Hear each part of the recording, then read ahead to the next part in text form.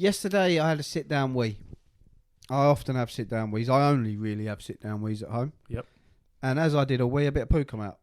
That's never happened to me before. Here we go. Well, I specifically... Here we go again. I specifically thought I'll save this for the Patreon. Christ. But that has never happened. What do you mean? I sat down to do a wee. I'm in a conundrum here because do I want another episode that's centered around your fucking bowel movement? This is solely just this little bit. Okay, you have it is 40 seconds in, you have until it says 2:30. It's more than enough. Okay. I'm pretty much done already. Okay. I sat down on the toilet to do a sit-down wee. I pushed out to do a wee. Yep. And as I weed, poo come out my bum. A lot or a bit? Not loads, but enough to be like, I did not know there was about to be a shit. Mm-hmm. And that is the end of the story. My concern is, what's happened? My bowels are gone, I think. I think you're getting old, you know?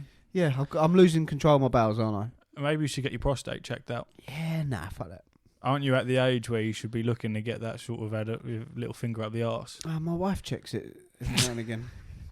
I suppose she's a nurse. Exactly. She knows what she's doing. She's medically trained. I wonder if you could get her to check it for you. She wouldn't know what she's checking. You don't think so? Because they got to go in, didn't they? Don't they? They go in and then like to the left. A geezer at work had it done a little while ago. Yeah. Yeah, like about a month ago actually. Oh, he didn't half get himself worked up over it. Did he? Yeah. Because he had to have a finger up the arse by another geezer. Yeah. So yeah, that's the end of the story. Okay. Record timing, but yeah, just thought I'd let you know. Cause there you go. This is where I do my toilet dumps. Yeah, apparently. it is. Well, you're interested in, or you're personally interested in my. I find it hilarious. Antics. I said to my wife yesterday. She went, "Oh, your hair looks nice." This is before I had it cut. And I was sick. And I said, "Yeah, I washed it myself." She went, "You washed your hair?" She was like, "But it's wash day tomorrow." Fucking hell. That is so strange. She was like, "Oh, I wash your hair." I think she was a bit upset. I washed it myself. I was like, "But babe, I've done some really dirty work this week. I had to wash my hair." I've told a lot of people about this scenario, the fact that you don't use soap until Friday. I've told a lot of people. Thanks. And I always cover it by saying, but he doesn't smell or look dirty. So I say I don't understand how it works, because if I don't shower for 2 days, I'm smelling. Definitely my bollocks are stinking up. They're probably smelling now, and I've had a shower this morning. So I just don't understand exactly how it works. And every single person, my nana that I've spoken to about it, I always do say, I go, he ain't dirty, but he's only washing technically once a week. But Steph's sister's husband, he's a very athletic human being. He runs like every day and like professionally and shit. Like he's proper athlete type shit. And his idea of having a quick wash is just having a shower with just water. Whereas my idea of a quick wash is I won't wash my hair, I'll wash everything else because it's quicker. I just don't get it. I really don't understand it. But if it's working for you, it's working for you. I just needed to get that out there. No, that's fine. We all know my reasons. We understand them. Let's not fill the podcast up with it. No. But, I washed my hair this week. Well done. I'm going to wash it tonight. So it's going to get 2 washes. It's fantastic. Which is crazy. But Head and shoulders on it twice. Yeah, I just think... I don't smell because I'm still washing with water and I'm still using deodorant and aftershave. And at the end of a work day, I might go, only if I lift my armpits up and go, oh, yeah, a little bit smelly. Never like, oh, that's disgusting. Maybe you're not just odour. I'm just not a really smelly person. I don't think I am. There's definitely some people that we work with that smell like absolute shit. For sure. Absolute shit. I have a T-shirt with our work logo on that I can't wear no more because it just stinks. It's one of them. It gets washed and I put it on for an hour and it stinks. Yeah. Like it all comes back to the surface. Yeah, I got a couple of T-shirts where they're old, but I can't bring myself to throw them away. And if I wear them, they're like T-shirts that I wore like every day when I was BMXing. So it's like they've been sweated in, and it's like if I wear them, same as that, in an hour, I'll just be sweating for no reason. I'm not doing anything. I'm just sweating. It's like the t-shirt's brought it out of me. Yeah, so I've had to throw that away because even my wife said to me, "You don't ever smell like that. I've never smelt you. Like she's never smelt me smell bad. So that is not like a normal smell because I just don't smell. I'm not that sort of person. But nevertheless, let's move on from my Ash has a signed hygiene Vader Funko Pop. I have ingratiated him, introduced him, inducted him into the world of groomed me. We've gone full into circle. Pops. It was Steph and yourself that truly got me. It was Steph that got me my first ever Funko Pop, and tried to get me into collecting Funko Pops. And I think it was a collective between the two of you of introducing me into the collecting world of Funko Pops. And now, much like how it happened with Elden Ring, I overtook you and have now introduced you into a higher being of the thing that you introduced me to originally. Ironically, you have become the Darth Vader of Funko Pops because the apprentice has become the master. Pretty much. It's fantastic. It's absolutely fantastic. You got your hard stack. You've got your fucking little card certificate to say, yep, this is real. And then your signature. And it's a good signature. I will never need another signed object in my life. That's more than enough for me. I've got my hero signature. I've got my two heroes, Eminem and Hayden Christensen. That's all I need. I've done. Completed it. We went to the Star Wars celebration and Ash was fucking in regret about not paying the ridiculous price to get a photograph or a signature from Hayden Christensen. And I feel like we both tried to nullify that by saying, look, he wanted 250 big ones to just fucking be in the presence of him. You can get his signed shit on eBay for 250 quid.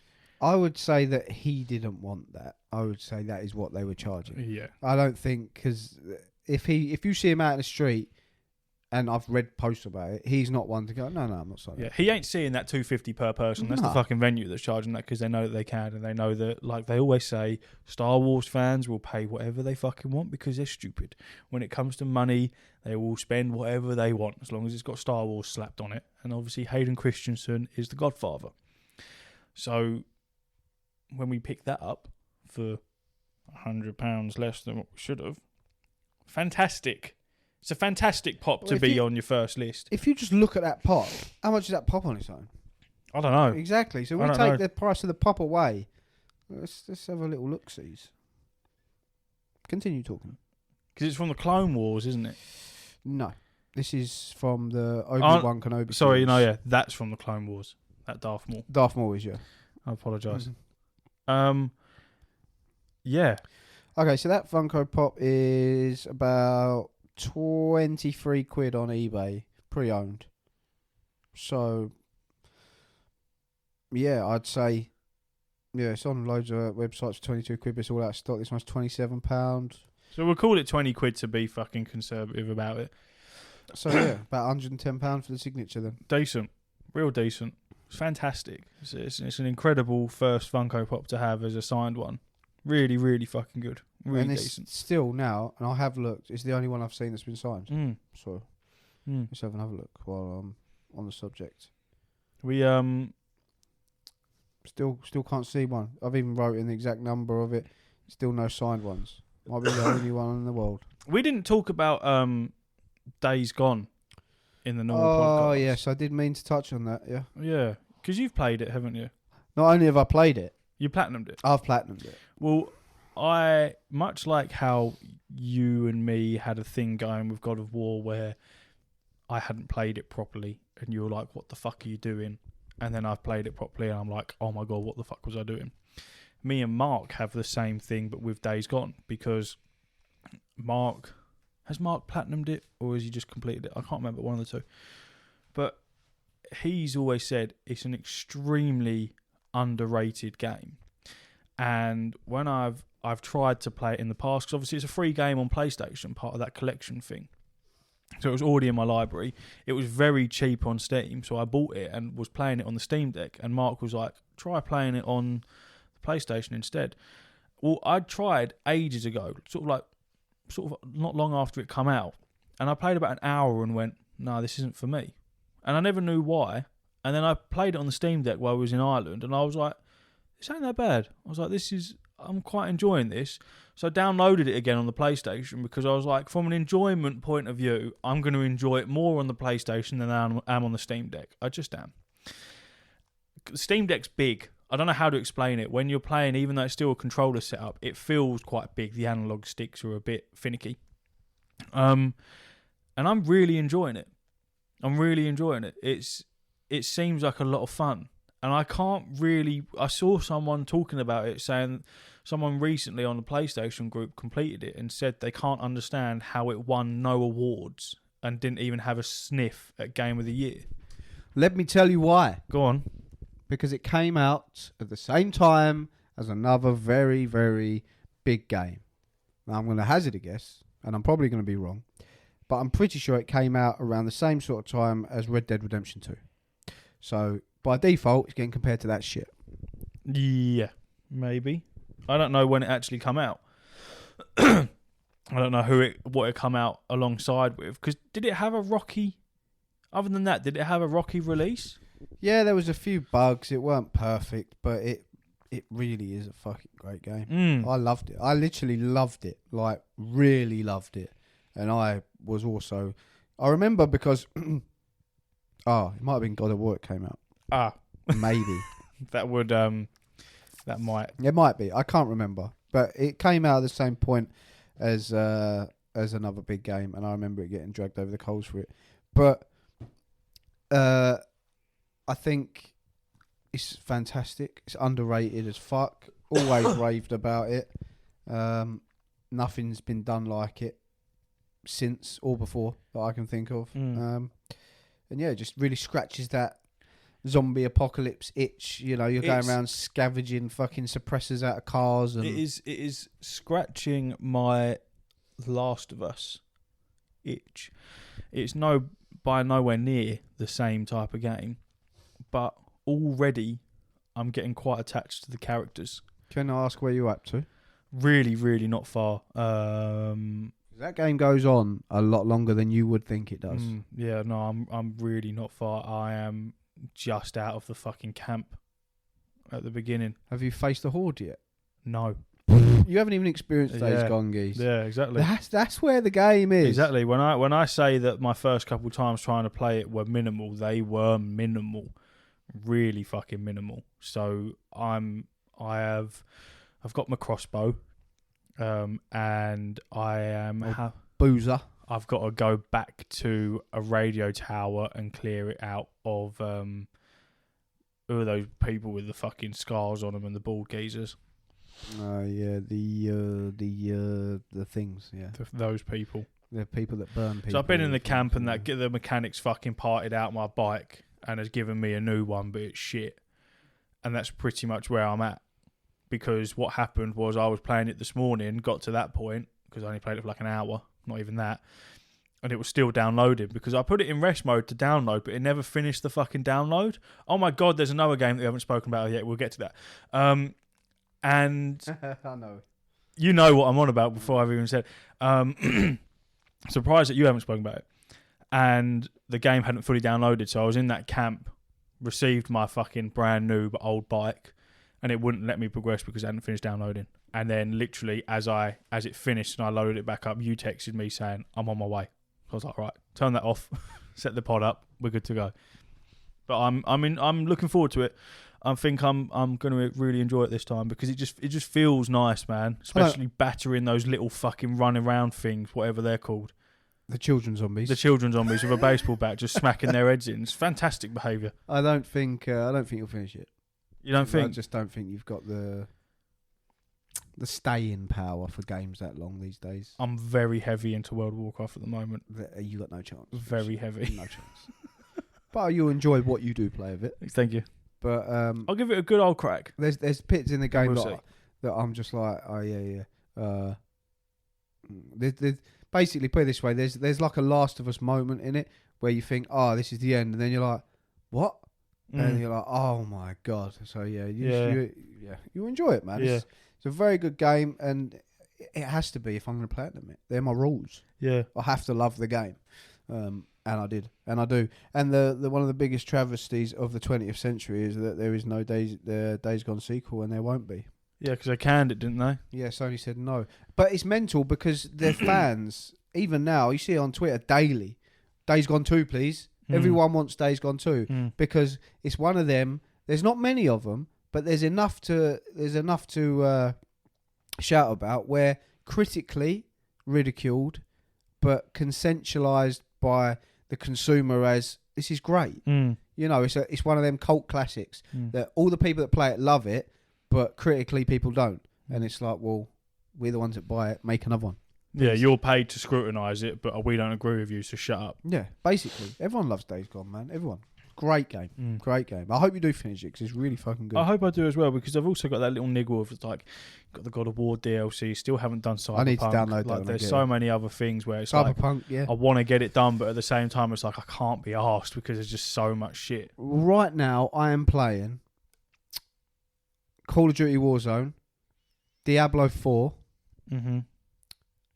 Kingdom Come Deliverance, and DayZ. And I am playing all 4 of them simultaneously. Get that in your head. Mental, innit? I've completed the Diablo 4 Battle Pass.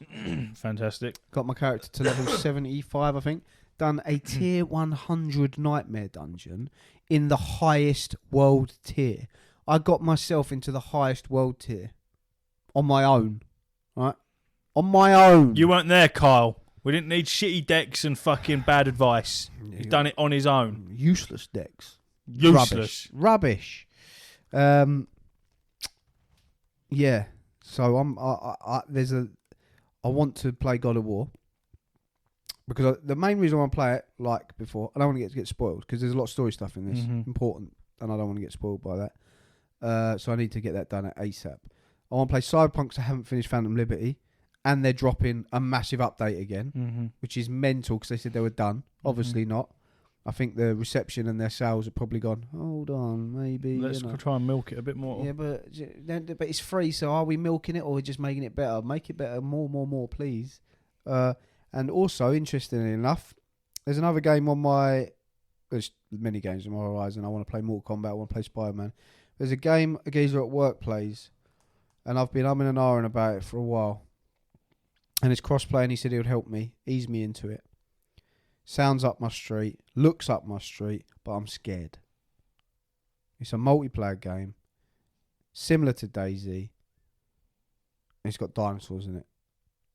It's called Ark Ascended, the new Ark remake Ascended one of the thing.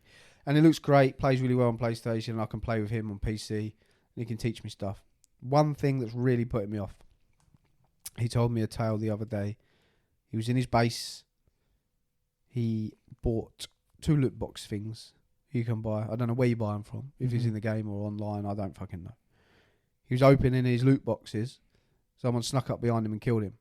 But he'd opened his loot boxes. That geezer now has the items that he just opened, that he paid for. Do you know how angry I'd be? You'd be fuming. I paid real money for that. Yeah, and this has been stolen from you. But he said that he only does that like once every wipe.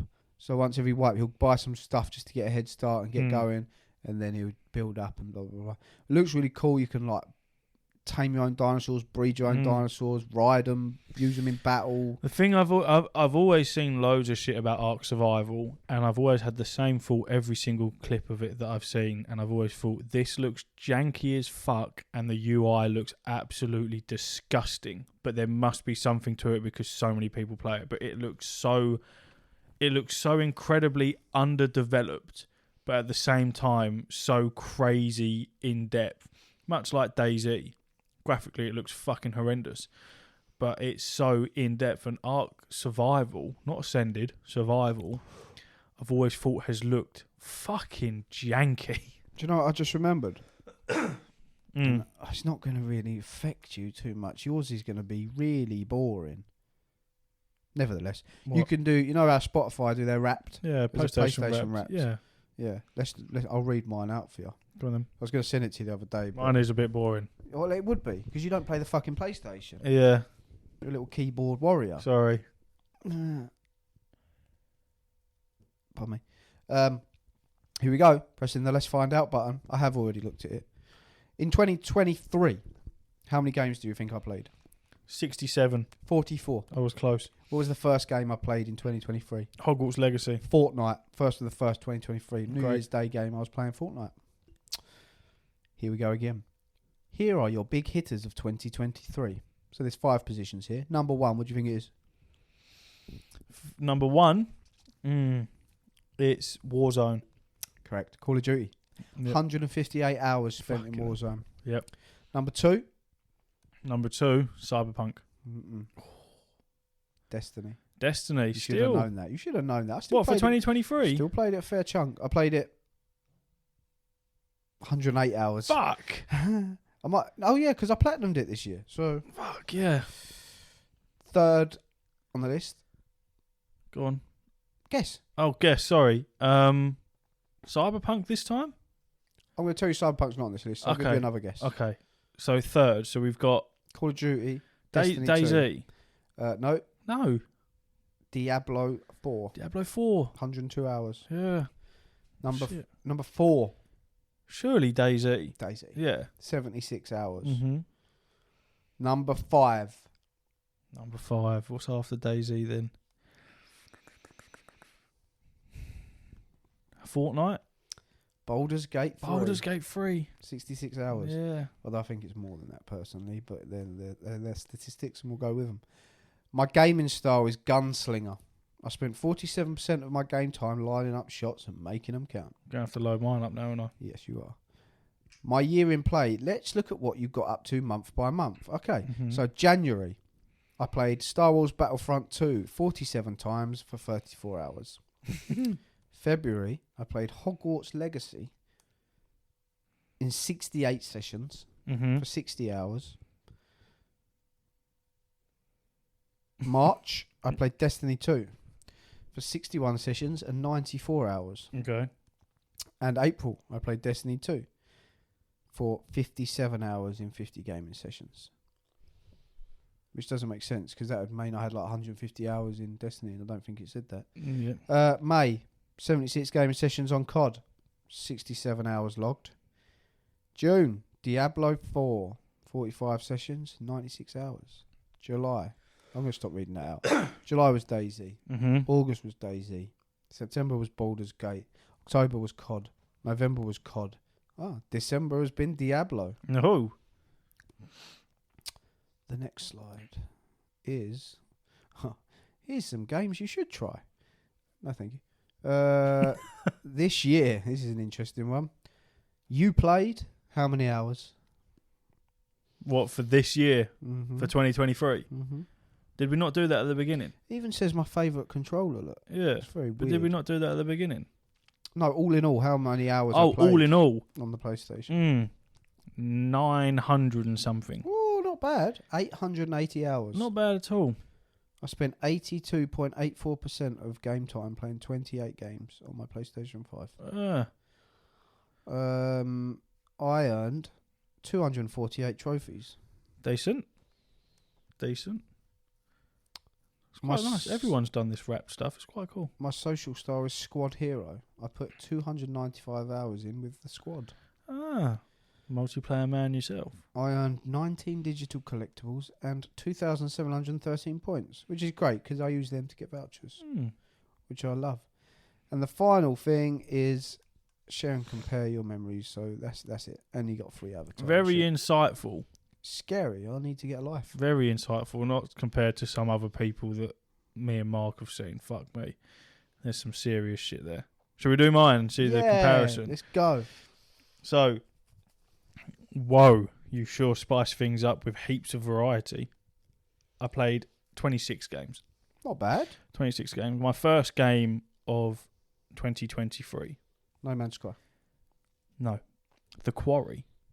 Okay, yeah. Which, on the 2nd of January, The Quarry was what I played first. And then we've got, here are my big hitters. So, number 1. Hogwarts Legacy. It was Hogwarts Legacy with a total of 109 hours spent on Hogwarts Legacy. Number 2. Stray. Shit, yeah, I forgot about Stray. No, because Stray was a very short game when it's like 6 hours. Yeah. Number 2 was Cyberpunk. Oh, yes. Number 2 was Cyberpunk with a total hours spent of 59 hours. Number 3. I don't remember you. I don't really know how many games you play. Rocket League? Assassin's Creed Mirage. Wow. 28 hours spent playing that. Oh, yeah, I'm surprised this didn't make it on your list, to be fair. But, well, actually, no, by the numbers, I'm not surprised. Number 4. Battlefield? Remnant 2. Oh, yeah. 27 hours. Of course. And our lists are extremely different. And then the final one, number 5, you won't get it. So tell me. Dead Island 2.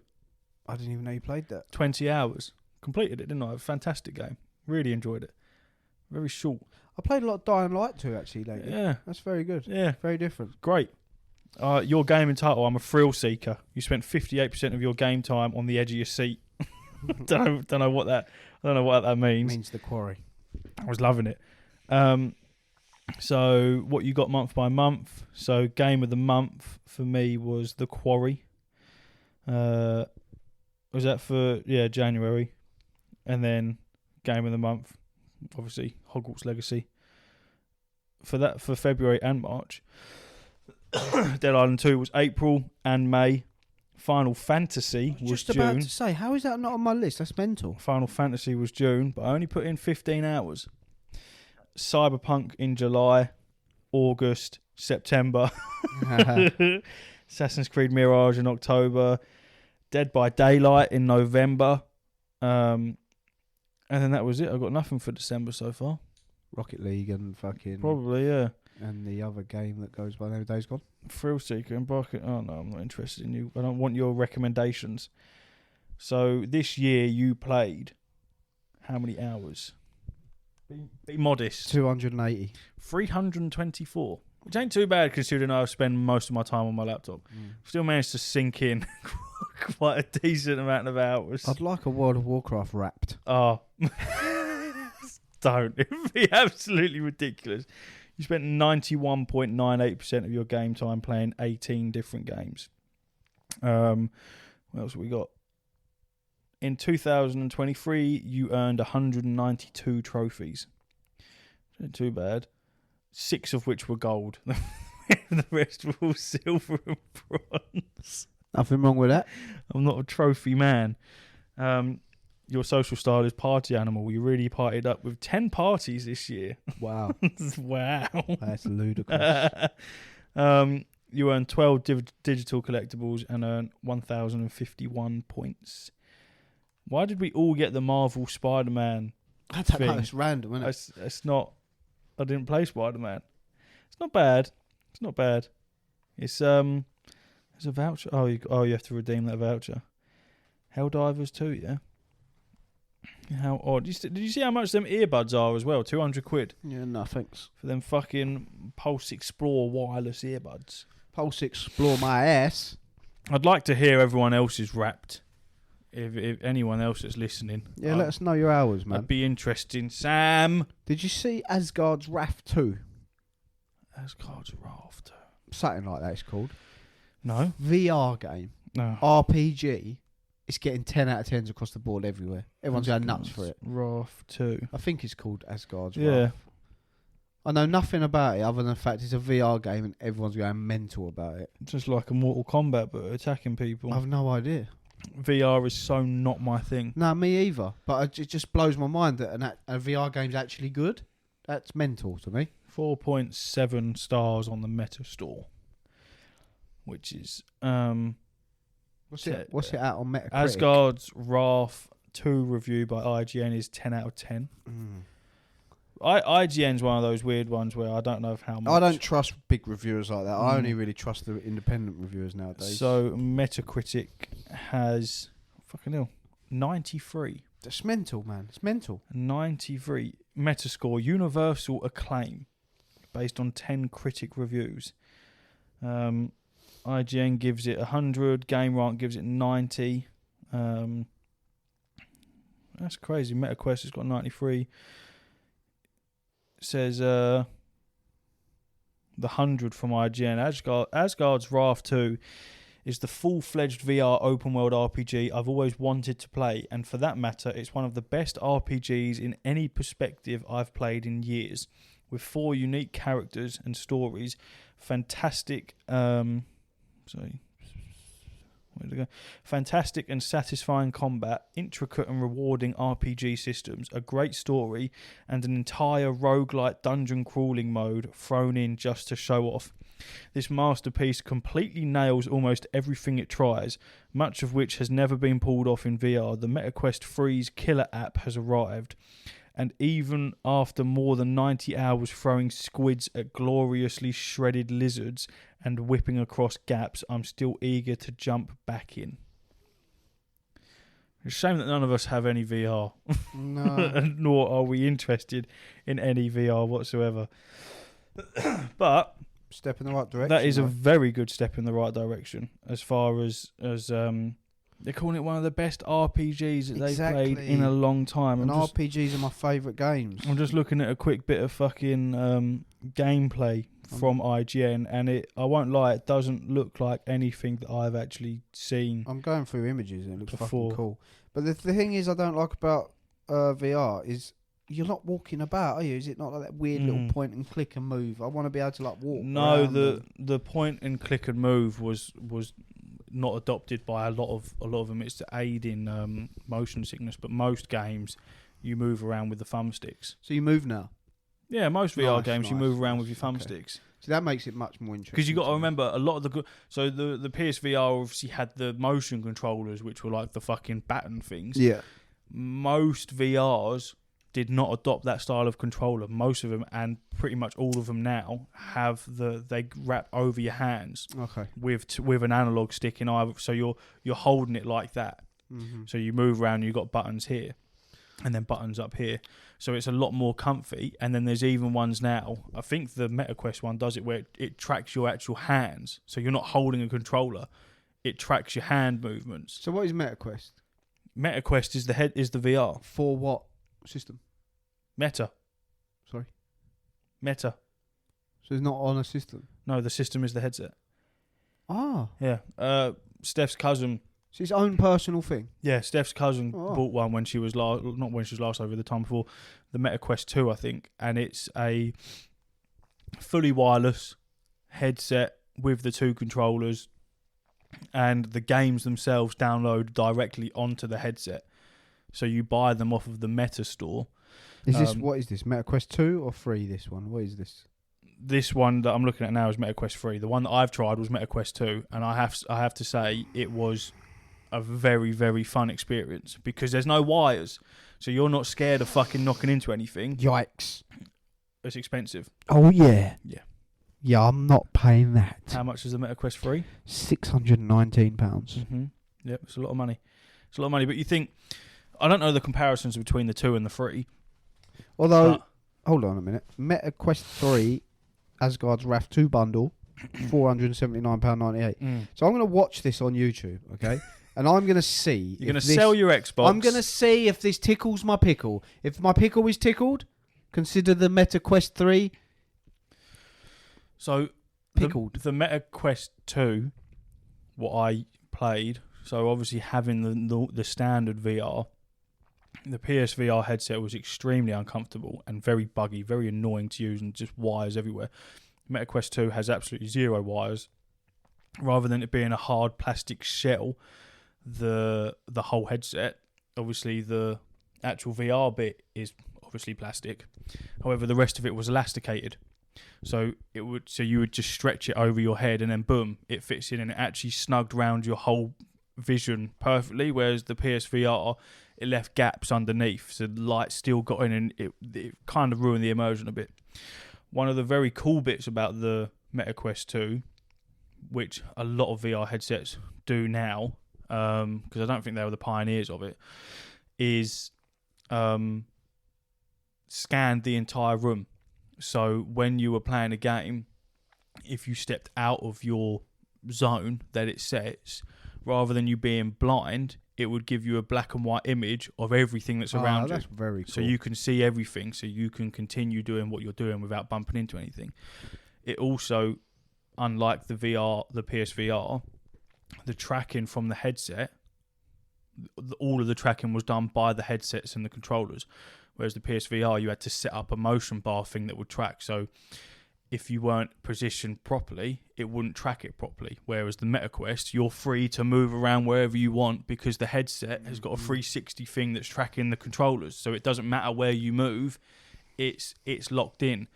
I'm pretty sure with the MetaQuest 3, like I say, it's either that one or a different one where it's able to scan the entire room that you're in and give you a playing field, so it knows exactly where every single little thing is, so you don't have to worry about bumping into anything. It knows where it is, and like I say, it tracks your hands. So you've now, rather than got a controller, you've got your hands, which it will now track your finger movements and everything like that.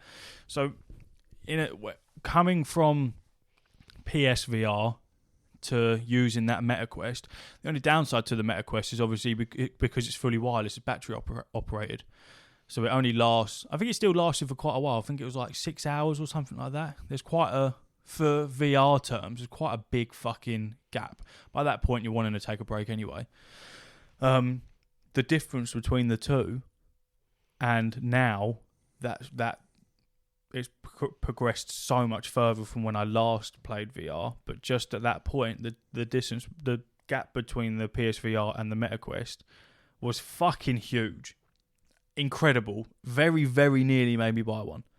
Very nearly. Because I was like, this is incredible. Because it is exactly how you'd want VR to be. Pick the fucking headset on, pick it up, put it on your head, no adjusting, no nothing, press the on button, here's the controllers, see you later, fuck off, walk away.